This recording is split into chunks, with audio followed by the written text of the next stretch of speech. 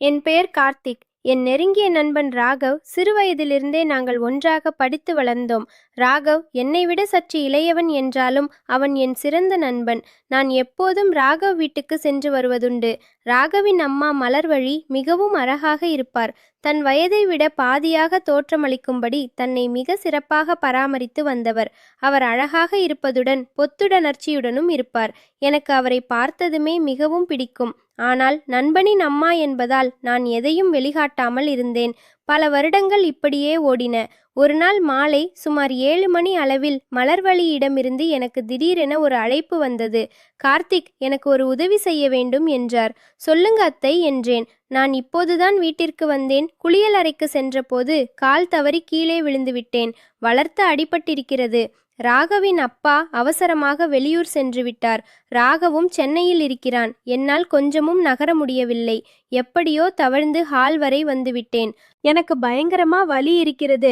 நீ உடனே வந்து ஒரு வலி நிவாரண மாத்திரை மற்றும் ஸ்ப்ரே வாங்கிட்டு வா என்று மிகவும் வேதனையுடன் சொன்னார். நான் அவர்கள் வீட்டிலிருந்து 5 நிமிட தூரத்தில்தான் இருந்தேன். உடனே மருந்தகத்தில் மாத்திரை ஸ்ப்ரே வாங்கி கொண்டு வீட்டுக்கு ஓடினேன். நான் போய் சேரும்போது அத்தை மலர்வழிதான் திறந்து வைத்திருந்தார். அவர் ஒரு காலை மேலே தூக்கியபடி சோபாவில் அமர்ந்திருந்தார். நான் உள்ளே சென்று சோபாவில் அவரின் காலருகே அமர்ந்தேன். அத்தை, நீங்கள் ஏதாவது சாப்பிட்டுவிட்டு மாத்திரையே போட வேண்டும். இந்த ஸ்திரீயையும் பயன்படுத்த வேண்டும் என்றேன். அவர், சரி கார்த்திக், ஆனால் என்னால் அசைவதற்கே 1/2 மணி நேரம் ஆனது. என்னால் இங்கிருந்து நகரவே முடியவில்லை. இங்கே யாரும் 3-4 நாட்களுக்கு வரமாட்டாங்க. நான் இப்போ என்ன செய்ய போகிறேன் என்று கலக்கத்துடன் கேட்டார். அத்தை, நீங்கள் கவலைப்பட வேண்டாம். நான் இருக்கிறேன். எல்லாவற்றையும் நான் பார்த்து கொள்கிறேன் என்றேன். இதை கேட்டதும் அத்தைக்கு சற்று ஆறுதல் கிடைத்தது. நான், அத்தை, உங்களுக்கு என்னவெல்லாம் செய்ய வேண்டும் என்று சொல்லுங்கள். இரவு சாப்பாட்டுக்கு ஆர்டர் செய்துவிடலாம். நீங்கள் கவலை வேண்டாம் என்றேன். பிறகு, அத்தை, இது எப்படி நடந்தது என்று கேட்டேன். அவர், நான் குளியல் அறைக்குள் போகும்போது வாசலிலேயே விழுந்துவிட்டேன். அதிலிருந்து நான் போகவே இல்லை. எனக்கு இப்போதே பாத்ரூம் செல்ல வேண்டும் என்றார். கவலை வேண்டாம், நான் உங்களை கூட்டி செல்கிறேன் என்று சொல்லி அவர் காலை கீழே இறக்கி அவரின் இடுப்பில் அடியில் கை கொடுத்து அவரை மெதுவாக எழுப்பினேன். அவர் எழுந்தவுடன் பயங்கரமாக வலித்தது போல தெரிந்தது. அவர் என் தோள் மீது கை வைத்தபோது அவருடைய உடல் என் மீது பட்டது. என் மனதில் லேசான அசைவு ஏற்பட்டது. கஷ்டப்பட்டு அவரை பாத்ரூம் அருகே இருந்த கமோட் வரை அழைத்து சென்றேன். பிறகு கதவை லேசாக அடைத்துவிட்டு வெளியே காத்திருந்தேன். சிறிது நேரத்தில் சத்தம் பலமாக கேட்டது. சற்று நேரத்திற்கு பிறகு கார்த்திக், ஒரு நிமிஷம் உள்ளே வா என்று அத்தை அழைத்தார். நான் உள்ளே போனபோது அத்தை அப்படியே கமோட்டில் உட்கார்ந்திருந்ததை பார்த்து அதிர்ச்சி அடைந்தேன். எலும்பு முறிவால் மற்றும் சுளுக்கு காரணமாக அவரால் கமோட்டில் இருந்து எழுந்திருக்க முடியவில்லை என்பதை புரிந்து கொண்டேன். நான் உடனே வேறு பக்கம் பார்த்து கொண்டு கமோட் அருகில் சென்று அவருக்கு கை கொடுத்தேன். நான் பக்கம் திரும்பி நின்றதால் அவருடைய கரம் மட்டுமே எனக்கு தெரிந்தது. என்னுடைய நிறம் ஓரளவு சிவப்பாக இருந்தாலும் அத்தையின் கைக்கு முன் என்னுடைய கை மிகவும் கருமையாக தெரிந்தது. அவரின் கை இவ்வளவு வெண்மையாக இருந்தால் திரும்பி பார்த்தால் இன்னும் எவ்வளவு அழகாக இருப்பாரோ என்று என் மனம் இயங்கியது. ஆனால் நான் எப்படியோ அதை கட்டப்படுத்தி கொண்டேன். அத்தை எழுந்து மெதுவாக தன் ஆடையை அணிந்து கொண்டார். நான் அவர் மீது விருப்பம் கொண்டிருந்ததால் திரும்பி பார்க்க மீண்டும் ஆசைப்பட்டேன். ஆனால் அது சரியான நேரம் இல்லை. என் மனசாட்சி என்னை வேண்டாம் என்று தடுத்தது. அத்தை என் தோள் மீது கை வைத்தார். அவரை படுக்கை அறைக்கு அழைத்து சரைத்து சென்று கட்டிலில் அமர வைத்தேன். வலி மாத்திரையை நான் தூங்கும்போது எடுத்துக்கொள்கிறேன். இப்போ இந்த ஸ்ப்ரேயை அடிச்சா போதும், கொஞ்சம் பரவாயில்லையா இருக்கும் என்றார் அத்தை. சரி அத்தை, நீங்கள் இன்னும் கொஞ்சம் பின்னால் நகர்ந்து படுத்துக்கொள்ளுங்கள். நான் வெளியே போகிறேன். நீங்கள் ஸ்ப்ரே அடித்து கொள்ளலாம் என்றேன். 2 நிமிடங்கள் கூட ஆகியிருக்காது. அத்தை மீண்டும் என்னை கூப்பிட்டார். நான் உள்ளே சென்றதும் அத்தை என்னை பார்த்து, கார்த்திக், என்னால் அசைவதற்கு கூட முடியவில்லை. பயங்கரமான வலி இருக்கு. தயவு செய்து நீயே இந்த ஸ்ப்ரேயை அடித்துவிட முடியுமா? வேறு வழியே இல்லை என்று கேட்டார். நான் அதிர்ச்சியுடன், அத்தை, நான் என்று இழுத்தேன். என் பேச்சை பாதியில் நிறுத்திய அவர், ஆமாம் கார்த்திக், எனக்கு புரிகிறது. ஆனால் வேறு வழி என்ன இருக்கிறது? நீயே சொல் என்றார். சரி அத்தை, உங்கள் விருப்பம் என்றேன். எனக்கு எதுவும் தோன்றாது. நீ சற்றும் வெட்கப்படாமல் செய் என்றார். நான் உடனே வெளியே சென்று பிரதான வாசலை உட்புறமாக பூட்டினேன். பிறகு ஹால் கதவையும் உள்புறமாக தாளிட்டேன். இறுதியாக படுக்கை அறை கதவை தாளிட்டுவிட்டு கட்டிலில் அமர்ந்தேன். என் மனதில் பலவிதமான எண்ணங்கள் ஓடின. அப்போது அத்தை உள்ளே வந்து என்னை மெதுவாக தலையணை மீது படுக்க வையேன் என்றார். நான் அவரின் தலையை மெதுவாக தலையணை மீது வைத்து படுக்க வைத்தேன். நான் அவரின் கால் அருகே அமர்ந்தேன். அச்சத்தால் எனக்கு என்ன செய்வது என்று தெரியவில்லை. அத்தை மீண்டும் தயவு செய்து வெட்கப்படாதே, எனக்கு மிகவும் வலி இருக்கிறது, தைரியமாக செய் என்று சொன்னார். இதை கேட்டதும் எனக்கு சற்று தைரியம் வந்தது. நான் அத்தையின் சல்வாரை லேசாக மேலே தூக்கி வலி உள்ள இடத்தில் ஸ்ப்ரே அடித்தேன். அத்தையின் அமைதியுடன் செல்வதால் என் எண்ணங்களின் ஓர் உதவும் உணர்வு மட்டுமே இருந்தது. நான் குனிந்து அவருடைய காலில் இருந்த கால் சட்டையை மெதுவாக கழற்றி அவர் சுட்டிக்காட்டிய இடங்களில் ஸ்ப்ரேயை அடித்தேன். ஸ்ப்ரே அடித்ததும் அத்தை இப்போது லேசாக தேய்த்து கொடு, அப்போதான் வலி குறையும் என்றார். நான் என் உள்ளங்கைகளை கொண்டு அவர் சொன்ன இடங்களில் மருத்துவ மசாஜ் செய்வது போல தேய்த்து விட்டேன். அத்தையின் காலில் ஸ்ப்ரே பட்டதும் என் மனதில் இருந்த உணர்வுகள் மீண்டும் தலை தூக்கின. ஒரு கையால் என் உணர்வுகளை அடக்கினேன். அத்தை கவனித்தாலும் என்னை பார்த்து அதை புறக்கணிப்பது போல தெரிந்தது. காலில் லேசாக செய்து முடித்ததும் அத்தை, நான் முதுகில் விழுந்ததால் அங்கும் வலி இருக்கிறது, அங்கும் ஸ்ப்ரே அடித்து லேசாக மசாஜ் செய்து கொடுக்க முடியுமா என்று கேட்டார். இப்போது எனக்கு மிகவும் திகிலானது. ஏனெனில் அத்தையின் முதுகு பகுதிக்கு நான் செல்ல வேண்டும். நான் பயந்ததை அத்தை உடனடியாக புரிந்து கொண்டார். அவர், கவின், தயவு செய்து வெட்கப்படாதே, என்னை உன் தோழியாக நினைத்துக்கொள். நீ இப்போ இதை செய்யவில்லை என்றால் எனக்கு மிகவும் கஷ்டமாகிவிடும் என்றார். நான், இல்லை அத்தை, நீங்கள் கஷ்டப்பட நான் விடமாட்டேன் என்றேன். எந்த கவலையும் வேண்டாம், சங்கடப்படாமல் இந்த வேலையை செய் என்றார் அத்தை. அத்தை, நான் அத்தையின் முதுகில் கை வைத்து அவரை பத்திரமாக கட்டிலில் அமர வைத்தேன். என் மனதில் பல எண்ணங்கள் ஓடத் தொடங்கின. நான் என் வெட்கத்தை முழுவதுமாக துறந்தேன். அத்தை ஏதாவது சொல்வதற்கு முன்பே நான் அவர்களின் கைகளை மெதுவாக மேலே தூக்க உதவினேன். பிறகு மெதுவாக ஸ்ப்ரே அடித்து முதுகில் உள்ள வலியை குறைக்க லேசாக மசாஜ் செய்தேன். அவர் கட்டிலில் அமர்ந்திருந்ததால் நான் கவனமாக அவரை படுக்க வைத்தேன். அவரது நிலையை கூர்ந்து கவனித்தேன். அவருக்கு மேலும் ஆறுதல் அளிப்பதற்காக அத்தை என்னிடம், கார்த்திக், என் தோளில் கை கொடுத்து என்னை திருப்பி படுக்கவை, முதுகில் ஸ்ப்ரே அடித்து லேசாக மசாஜ் செய் என்றார். நான் அத்தையை புரட்டி படுக்க வைத்தேன். பிறகு அவரின் இடுப்பு பகுதிக்கு அருகில் அமர்ந்தேன். அத்தை சொல்லும் இடங்களில் நான் மெதுவாக ஸ்ப்ரே அடித்தேன். நீண்ட நேரம் ஒரு குறிப்பிட்ட இடத்தில் ஸ்ப்ரேயை அடிக்க வேண்டி இருந்தது. ஸ்ப்ரே அடித்து முடித்ததும் நான் அத்தையின் முதுகில் லேசாக கை வைத்தேன். ஆனால் அந்த இடத்தில் இருந்த துணியின் காரணமாக என்னால் சரியாக மசாஜ் செய்ய முடியவில்லை. இதை கவனித்த அத்தை தானே என்னிடம், நீ துணியை விலக்கிவிட்டு எல்லா இடங்களிலும் சரியாக மசாஜ் செய், அப்போதான் வலி குறையும் என்றார். இதை கேட்ட எனக்குள் மகிழ்ச்சி பிறந்தது. நான் உடனே துணியை சரி செய்துவிட்டு அத்தையின் முதுகில் லேசாக கை வைத்தேன். அவர் முன் என் கை கருமையாக தெரிந்தது. நான் அத்தையிடம், அத்தை, உங்களுடைய முதுகு இவ்வளவு வெண்மையாக எப்படி இருக்கிறது? நீங்கள் என்ன பயன்படுத்துகிறீர்கள் என்று கேட்டேன். அவர் சிரித்துக்கொண்டே, இதுவெல்லாம் ஒன்றுமே இல்லை, நீ இன்னும் பல சிறப்புகளை பார்க்கவே இல்லை என்றார். இதை கேட்டதும் எனக்கு வெறித்த ஆச்சரியம் ஏற்பட்டது. நான், அத்தே, நீங்கள் என்ன சொல்கிறீர்கள் என்று எனக்கு புரியவில்லையே என்றேன். அவர், நான் உனக்கு எல்லாவற்றையும் மெதுவாக கற்றுக் கொடுக்கிறேன், நீ உன் வேலையை தொடங்கு என்றார். என் மனம் இப்போது நிறைய மாற்றங்களை சந்தித்தது. ஆனால் நான் எப்படியோ கட்டுப்படுத்தி கொண்டேன். அந்த நேரத்தில் என் கவனம் திடீரென்று அத்தையின் பக்கவாட்டில் சென்றது. லேசான அசைவில் அத்தை சௌகரியமாக இருப்பது தெரிந்தது. அதை பார்த்த நான் ஒரு கணம் தாமதிக்க முடியவில்லை. நான் முதுகுக்கு மசாஜ் செய்யும் போதே அவருடைய பின் அலகு பகுதியை லேசாக தொட்டேன்.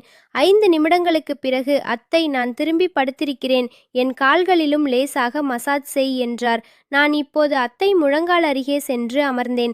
அவர் சொன்ன இடங்களில் மெதுவாக ஸ்ப்ரே அடித்தேன். பிறகு அத்தையின் அனுமதியுடன் கவனமாக என் கைகளை அசைத்து லேசாக மசாஜ் செய்தேன். எனக்கு மிகவும் வித்தியாசமான உணர்வு ஏற்பட்டதால் அத்தையிடம் சொல்லிவிட்டு சற்று நேரம் ஓய்வு எடுக்க பாத்ரூமுக்கு சென்றேன். அங்கே சிறிது நேரம் நிதானப்படுத்தி கொண்டேன். பொறுமையின் இனிமையாக இருக்கும் என்பதால் என் உணர்வுகளை கட்டுப்படுத்தி கொண்டு மீண்டும் படுக்கை அறைக்கு சென்றேன். அத்தை அதே சௌகரியமான நிலையில் இருந்தார். நான் அவர்களின் உதவியுடன் அவரை ஒழுங்காக அமர வைத்தேன்.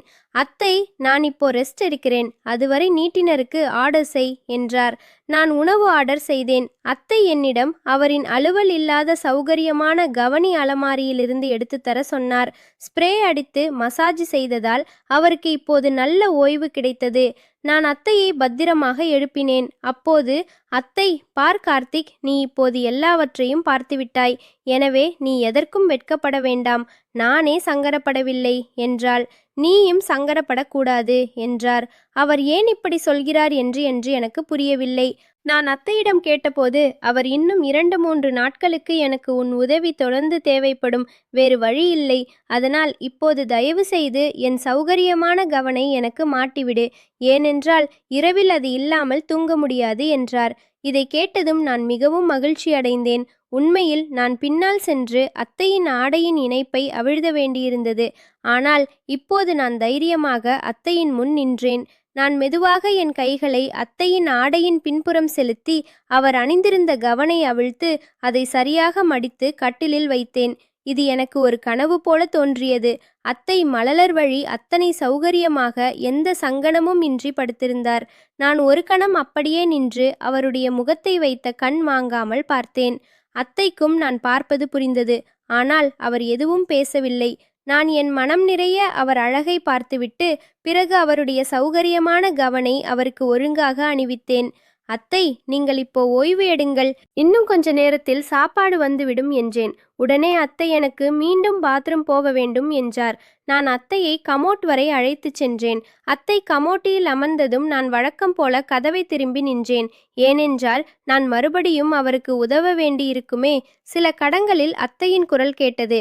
இத்தனை அருகில் ஒருவருக்கு உதவி செய்யும் வாய்ப்பு எனக்கு கிடைக்கும் என்று நான் கனவிலும் நினைத்ததில்லை. அத்தை முடித்ததும் என்னை கூப்பிட்டார். நான் அவரை எழுப்பி ஹாலில் உள்ள டைனிங் டேபிள் வரை அழைத்து வந்து அமர வைத்தேன். நாங்கள் இருவரும் சாப்பிட்டு முடித்தோம். பிறகு மீண்டும் படுக்கை அறைக்கு சென்றோம். நான் அத்தைக்கு வலி நிவாரண மாத்திரையை கொடுத்தேன். அத்தை, நான் ஹாலில் சோபாவில் படுத்துக்கொள்கிறேன் என்றேன். அத்தை, வேண்டாம் கார்த்திக், நீ இங்கேயே படுத்துக்கொள். எனக்கு ஏதாவது இரவில் வலி வந்தால் நீ எப்படி உதவுவாய் என்றார். நான் சம்மதித்து அத்தையை ஒரு புறம் நகர்த்திவிட்டு படுத்தேன். ஆனால் அசௌகரியமாக இருந்ததால் எனக்கு தூக்கம் வரவில்லை. என்ன ஆச்சு என்று அத்தை கேட்டார். நான் என் தயக்கத்தை சொன்னேன். அத்தை, நான் கம்பளியுடன் படுத்தால் மட்டுமே எனக்கு சௌகரியமாக தூக்கம் வரும். அத்தை சிரித்தபடி, அதில் என்ன இருக்கிறது, நீ இங்கேயும் அதையே போட்டுக்கொண்டு சௌகரியமாக தூங்கு என்றார். எனக்கு மிகவும் சந்தோஷமாக இருந்தது. நான் என் உடைகளை மடித்து வைத்துவிட்டு கம்பளி மட்டும் அணிந்து அவர் அருகில் படுத்தேன். களைப்பு காரணமாக படுத்ததுமே நான் தூங்கிவிட்டேன். சிறிது நேரம் கழித்து அத்தை என்னை தட்டி எழுப்பினார். அவருக்கு மீண்டும் பாத்திரம் சொல்ல வேண்டும். அத்தைக்கு இதில் எந்த சங்கடமும் இல்லை. என்னை பார்த்து அவர் லேசாக நகர்ந்து ஒதுங்கினார். நான் பக்கத்தில் நின்றிருந்தாலும் அத்தையின் முகத்தில் எந்த வருத்தமும் தெரியவில்லை. ஆனால் அத்தை இப்படி செய்வதை பார்த்து என் மனம் மிகவும் மகிழ்ச்சி அடைந்தது. தூக்க கலக்கத்தில் இருந்த நான் பாத்ரூமில் இருப்பதையே மறந்திருந்தேன். அத்தையை பார்ப்பது எனக்கு பெரிய மகிழ்ச்சியாக இருந்தது. அது என் முகத்திலும் தெளிவாக தெரிந்தது. கமோனியில் இருந்த அத்தையின் பார்வை என் மீது விழுந்தது. ஆனால் அவர் எதுவும் பேசவில்லை. அத்தை முடித்ததும் நான் அவரை படுக்கை அறைக்கு அழைத்து சென்று கட்டிலில் படுக்க வைத்தேன். என் மனம் மட்டும் அமைதி அடையவில்லை. அதனால் என்னால் மல்லாந்தம் படுக்க முடியவில்லை. அப்படியே நேராக படுத்ததால் அத்தைக்கு எல்லாம் தெளிவாக தெரிந்துவிடும். என் மனதில் பல எண்ணங்கள் ஓடிக்கொண்டிருந்தன. அப்போது அத்தை என்னை பார்த்து, கார்த்திக், நீ கவலைப்படாதே, உன் நிலையை நான் புரிந்து கொள்கிறேன். உனக்கு இப்படி தோன்றுவது சகஜம்தான் என்றார். அவர் தொடர்ந்தார், நீ வந்தது முதல் நான் கவனித்து வருகிறேன். என்னை பார்த்து கொள்ளும் விதத்தில் நீ மிகவும் அக்கறையாக இருக்கிறாய். உனக்கு வாய்ப்பு இருந்தும் நீ என்னை கெட்ட எண்ணத்துடன் பார்க்கவில்லை. எந்த தவறான செயலையும் செய்யவில்லை. உன்னிடத்தில் வேறு யாராவது இருந்தால் இனி இந்த சூழலை நிச்சயம் தவறாக பயன்படுத்தியிருப்பார்கள். அதற்காக நான் உன்னை பாராட்டுகிறேன். இன்னொரு விஷயம் சொல்கிறேன். இதே நம் இருவருக்குள்ளேயே இருக்க வேண்டும். யாரிடமும் சொல்ல மாட்டாய் என்று எனக்கு வாக்கு கொடு என்றார். நான் ஆம் என்று சொன்னதும், அத்தை, உனக்கு நான் உதவி செய்ய வேண்டி இருந்த போது உன் ஸ்பரிசம் என் மீது பட்டதில் எனக்கும் அதுபோல ஒரு உணர்வு ஏற்பட்டது. இன்று நீ செய்த உதவிகள் எனக்கு மிகவும் ஆறுதலாக இருந்தது. இப்போது நீ இவ்வளவு செய்திருக்கிறாய், எனக்கு இன்னொரு சிறிய உதவியை செய்ய முடியுமா என்று கேட்டார். நான் உற்சாகத்துடன், சொல்லுங்க அத்தை, நான் எல்லாவற்றையும் செய்கிறேன் என்றேன். அத்தை மெதுவாக, பல வருடங்களாக உன் மாமாவுடன் நெருங்கி பேச வாய்ப்பு இல்லை. அவருக்கும் எனக்கும் வயது வித்தியாசம் அதிகம். அதோடு மாமாவும் இதில் அதிக ஆர்வம் காட்டுவதில்லை. அதனால் என் தேவைகள் ஒருபோதும் பூர்த்தியானதில்லை. உனக்கு சம்மதம் என்றால் இன்று என் தேவையையும் பூர்த்தி செய்து உதவ முடியுமா என்று கேட்டார். இதை கேட்டதும் எனக்குள் மகிழ்ச்சி பெருக்கெடுத்தது. நான் உடனே, ஆனால் அத்தே, உங்களுக்கு பயங்கரமாக வலி இருக்கிறதே என்று கேட்டேன். அவர் சிரித்தபடி, என் வலி முன்பே குணமாகிவிட்டது. சில நிமிடங்களுக்கு முன் உன்னை பாத்ரூமிற்கு அழைத்து செல்ல வேண்டும் என்பதற்காகத்தான் எனக்கு வலிப்பதாக பொய் சொன்னேன் என்றார். இதை கேட்டதோ எனக்கு எல்லையற்ற சந்தோஷம். நான் எந்த யோசனையும் இன்றி ஒரு நொடியில் அத்தை அருகில் நெருங்கினேன். அத்தை, உனக்கு என்ன விருப்பமோ அதை பேசலாம் என்றார். நான் அத்தை அருகில் குப்பரப்படுத்தேன். முதலில் அத்தையை என் அருகில் அணைத்து கொண்டேன். அத்தை இப்போது என்னை கீழே தள்ளிவிட்டு அவர் என் அருகில் வந்தார். அவர் கவன் அணிந்திருந்ததால் எனக்கு சௌகரியமாக இல்லை. நான் அவருடைய கவனை அகற்றினேன். உள்ளே இருந்ததைக் கண்டு எனக்கு ஒரு ஷாக். இத்தனை வயதாகியும் அத்தையின் உடல் அமைப்பு ஒரு இளம் பெண்ணைப் போல இருந்தது. அத்தையின் இளஞ்சிவப்பு நிறமும் அழகிய இடங்களும் என்னை பைத்தியமாக்கியது. நான் அங்கிருந்த உயிரத்தை சுத்தம் செய்யாமல் நெருங்கினேன். அப்போது அத்தை, அடடா, அந்த துணியால் சுத்தம் செய்யேன், ஈரமாக அசுத்தமாக இருக்கிறது என்றார். ஆனால் நான் மகிழ்ச்சியில் என்ன செய்வது என்று தெரியாத பைத்தியமான நிலையில் இருந்தேன். அத்தை கட்டிலில் நின்றதை கவனித்த நான் அவரை மீண்டும் கட்டிலுக்குள் அழைத்து வந்தேன். அவர் கைகள் இரண்டையும் விலக்கி என் அருகில் எடுத்து கொண்டேன். மாமா அதிக முயற்சி எடுக்காததால் அத்தையின் உடல் இன்னும் மிக அழகாக இருந்தது. அத்தை மீண்டும், கார்த்திக் துணியால் சுத்தம் செய்துவிட்டு நிறைய வெளியேறுகிறது என்றார். ஆனால் அத்தனை அழகாக அத்தை என் முன் இருந்ததால் என்னால் என்னை கட்டுப்படுத்த முடியவில்லை. அத்தை இப்போது மகிழ்ச்சியில் பலமாக சிரித்து கொண்டிருந்தார். 10 நிமிடங்கள் கழித்து அத்தை எல்லா வேதனைகளையும் மறந்தார். பிறகு அத்தை என்னை கட்டிலில் படுக்க வைத்தார். என்னை பார்த்தபடியே அத்தை நீண்ட நேரம் அமர்ந்திருந்தார். அத்தை என் இரு கைகளையும் தன் கைகளுக்குள் எடுத்துக்கொண்டார். எனக்கு இந்த அழகான தருணத்தை அனுபவிக்க ஆசை. ஆனால் அத்தையிடம் அதை கேட்பது எப்படி என்று எனக்கு தெரியவில்லை. அவர் வயதில் மூத்தவர் என்பதால் எனக்கு பயமாக இருந்தது. என் மனதில் ஏதோ ஓடுகிறது என்று அத்தை புரிந்து கொண்டார். என்ன ஆச்சு கார்த்திக், என்ன யோசிக்கிறாய், உனக்கு மகிழ்ச்சி இல்லையா என்று கேட்டார். நான், இல்லை அத்தை, எனக்கு ரொம்பவே சந்தோஷமாய் இருக்கு என்றேன். ஆனால் அத்தை, வெட்கப்படாதே, தைரியமாக பேசு என்றார். நான், அத்தை, எனக்கு அழகான நேரத்தை அனுபவிக்க ஆசையாக இருக்கிறது என்றேன். அத்தை, ஆனால் அதை எப்படி செய்வது என்று எனக்கு தெரியாதே என்றார். நான், அத்தை, என்னிடம் ஒரு வீடியோ இருக்கிறது, உங்களுக்கு காண்பிக்கவா என்று கேட்டேன். அத்தை மகிழ்ச்சியுடன் ஆம் என்று சொன்னார். என் அருகில் படுத்தார். நான் என் மொபைலின் வீடியோவை ஓடவிட்டேன். அத்தை அதை கவனமாக கவனித்தார். வீடியோ பார்த்த பிறகு அத்தை என் அருகில் வந்தார். தன் கூந்தலை சரி செய்து கட்டிக்கொண்டார். கதவை தாளிட்டுவிட்டு என் அருகில் வந்து அமர்ந்தார். எனக்கு இப்போது என்ன செய்வது என்றே தெரியவில்லை. அத்தை என்னை கட்டி அணைத்து முத்தமிடத் தொடங்கினார். அரை மணி நேரத்திற்கும் மேலாக நாங்கள் இதையே செய்தோம். அத்தை எழுந்து, உனக்கு ஒரு சர்ப்ரைஸ் இருக்கு என்றார். இப்போது என்ன என்று கேட்டேன். அத்தை தன் உடைகள் அனைத்தையும் நீக்கி முழுவதுமாக நின்றார். அவரின் கவர்ச்சியான உடல் அழகை கண்டு நான் வியந்து போனேன். அறையில் இருந்த மங்கலான வெளிச்சத்தில் அவர் மட்டும் பிரகாசமாக காணப்பட்டார். நான் இதுவரை நினைத்து மட்டுமே பார்த்தேன். ஆனால் இன்று அவர் என் முன் அந்த நிலையில் நின்றிருந்தார். நான், அத்தை, நீங்கள் எப்படி இருக்கிறீர்கள் என்றேன். என் உணர்வுகள் பெருகின. அத்தை, இனி நேரத்தை வீணாக்காதே என்றார். நான் அவரை மெத்தையில் படுக்க வைத்து அவரின் அழகை பார்த்தேன். அத்தை, அடடா, இப்போ அந்த அழகான நேரத்தை அனுபவிக்க ஆரம்பிப்பாயா? ஏன் இவ்வளவு தாமதம் என்று கேட்டார். நான் என் உணர்வுகளை அவருடைய வாழ்க்கை துணையாக ஆக்கினேன். அந்த அழகான நேரத்தை அனுபவிக்க ஆரம்பித்தேன். சில நிமிடங்களில் அத்தை தன் வாழ்க்கையின் கசப்புகளை மறந்தார். அத்தை, தவி நிறுத்தாதே, அந்த அழகான நேரத்தை அனுபவிக்கவை என்றார். அத்தைக்கு நீண்ட நாட்களுக்கு பிறகு அந்த சுகம் கிடைத்தது. நான் அந்த அழகான நேரத்தை அனுபவிக்க வைத்தேன். அத்தையும் எனக்கு துணையாக இருந்தார். சிறிது நேரம் கழித்து நான், அத்தை, எனக்கு இப்போது ஆகிவிடும் என்றேன். அத்தை, நீ நிறுத்தாதே, உன் மகிழ்ச்சியின் வண்ணங்களை என் வாழ்க்கையில் நான் மாத்திரை எடுக்கிறேன் என்றார். நான் அத்தைக்கு அந்த அழகான நேரத்தை அனுபவிக்க செய்தபோதே எப்போது என்னுள் இருந்த நிறம் பிரிந்தது என்று எனக்கே தெரியவில்லை. நான் அப்போதும் அந்த மகிழ்ச்சியான நேரத்தை அனுபவிக்க செய்து கொண்டிருந்தேன். நீண்ட நாட்களுக்கு பிறகு இந்த சந்தோஷம் கிடைத்ததால் அத்தைக்கு ஒரு நிலை ஏற்பட்டது. ஆனால் சிறிது நேரத்துக்கு பிறகு அவர் மகிழ்ச்சி அடைய ஆரம்பித்தார். என்னுடன் சிறப்பாக துணையாக இருந்தார். நாங்கள் அந்த தருணத்தில் முழுவதுமாக மூழ்கி போனோம்.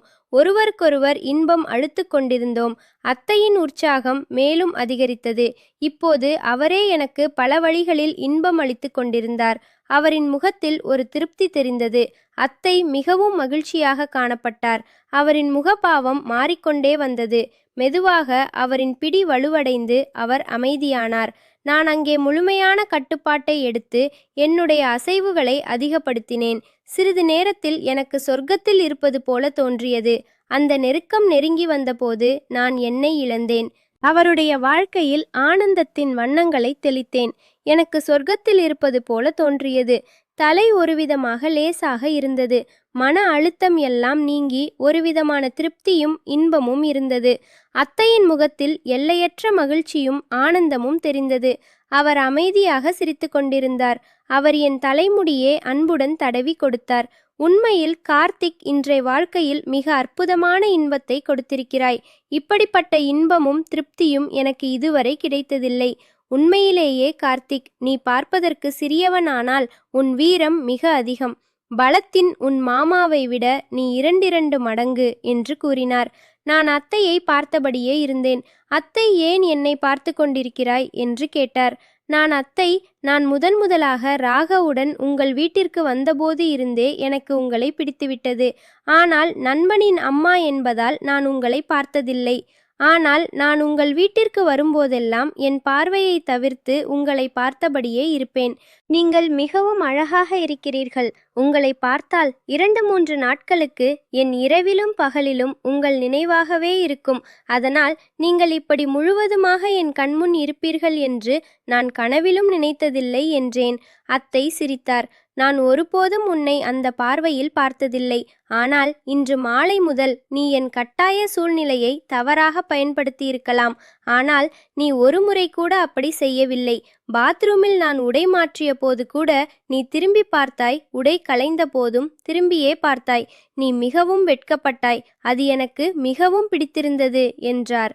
நான் உனக்கு ஒரு ரகசியத்தை சொல்கிறேன். சிறிது நேரத்திற்கு முன் சொன்னது போல உன் மாமாவின் வயது அதிகம் என்பதால் அவர் அதிக முயற்சி எடுக்கவில்லை. அதனால் என் தேவைகள் ஒருபோதும் பூர்த்தியானதில்லை. ஆனால் இன்று உன் உணர்வுகள் பெருகியதை கண்டபோது எனக்கும் ஆச்சரியமாக இருந்தது. அப்போது முதல் எனக்கும் மிகவும் ஆசை அதிகமாகியது. அத்தையின் பேச்சை கேட்டு என் மனம் நிகழ்ந்து போனது. அந்த நாளுக்கு பிறகு நாங்கள் இருவரும் ஒவ்வொரு நாளும் அந்த இன்பமான நேரத்தை அனுபவித்து கொண்டிருந்தோம். ஆனால் ஒரு நாள் இரவு எதிர்பாராத ஒன்று நடந்தது. அது மிகவும் பயங்கரமானது. இரவு 10 மணி வழக்கம் போல நாங்கள் ஆரம்பித்தோம். ஆனால் அன்று திடீரென ராகவ் சென்னையிலிருந்து வீட்டிற்கு வந்தான். அவன் வருவதாக யாருக்கும் சொல்லவில்லை. அத்தைக்கு சர்ப்ரைஸ் கொடுக்கலாம் என்று வந்தான். ஆனால் அவன் எங்களை பார்த்தபோது அவனுக்குத்தான் சர்ப்ரைஸ் கிடைத்தது.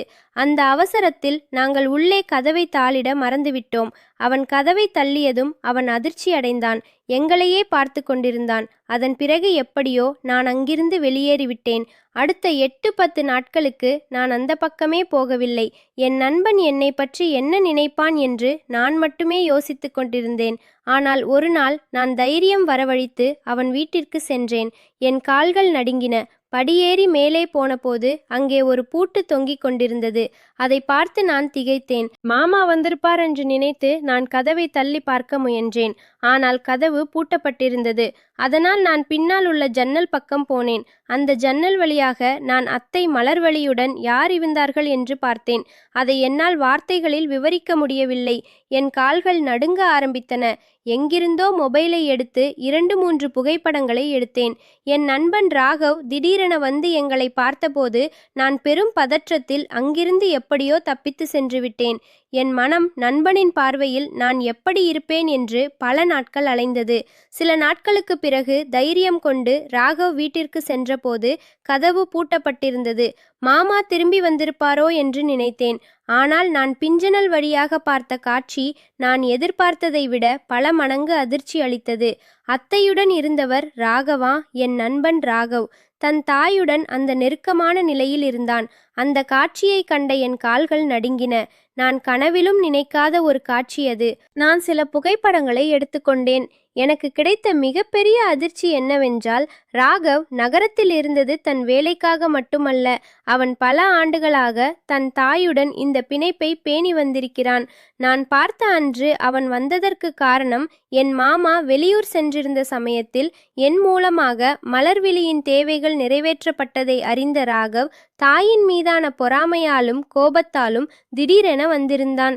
மலர்விழி என் மாமாவிடம் ஏற்பட்ட பற்றின்மைக்கு பிறகு தன் மகனுடன் இந்த காரியத்தை தொடர்ந்துள்ளார். எனக்கும் அருளின் அப்பாவுக்கும் உள்ள வயது வித்தியாசம் போன்ற காரணங்களை சுட்டிக்காட்டி என்னை பயன்படுத்தி கொண்டாலும் இறுதியில் அவரின் உண்மையான பாசம் மகனிடமே இருந்தது தெரிய வந்தது. இந்த துரதிர்ஷ்டவசமான சந்திப்பு நான் அவர்களுக்கு செய்த உதவிகள் மற்றும் ஏற்பட்ட நெருக்கங்கள் எல்லாமே ஒரு சௌகரியமான இடைவெளியை பூர்த்தி செய்ய மட்டுமே பயன்பட்டது என்பதை புரிய வைத்தது. நான் கனவு கண்ட அந்த உறவு ஒரு தாய்க்கும் மகனுக்கும் இடையே நீண்ட காலமாக பூட்டப்பட்ட ஒரு ரகசியமாக இருந்தது. நான் எடுத்த புகைப்படங்களை வைத்து ராகவ் மற்றும் மலர்வழியின் அந்தரங்க வாழ்க்கைக்குள் நுழையாமல் என்னுடைய தவறான செயலுக்காகவும் என் நண்பன் மற்றும் அவனது குடும்பத்தின் தனிப்பட்ட ரகசியத்துக்காகவும் மனப்பூர்வமாக மன்னிப்பு கேட்டுக்கொண்டு அங்கிருந்து நிரந்தரமாக விலகிவிட்டேன். இந்த சம்பவம் கார்த்திக் வாழ்க்கையில் ஒரு பெரிய மனத்தாக்கத்தை ஏற்படுத்தினாலும் அவர் தனக்கும் தன் நண்பனின் குடும்பத்திற்கும் இடையே இருந்த எல்லையை மீறியதன் விளைவை உணர்ந்தார். நினைவில் நின்ற அந்த உறவு ஒரு துரோகம் மற்றும் இரகசிய உறவின் அதிர்ச்சியூட்டும் முடிவை கொண்டு முடிந்தது.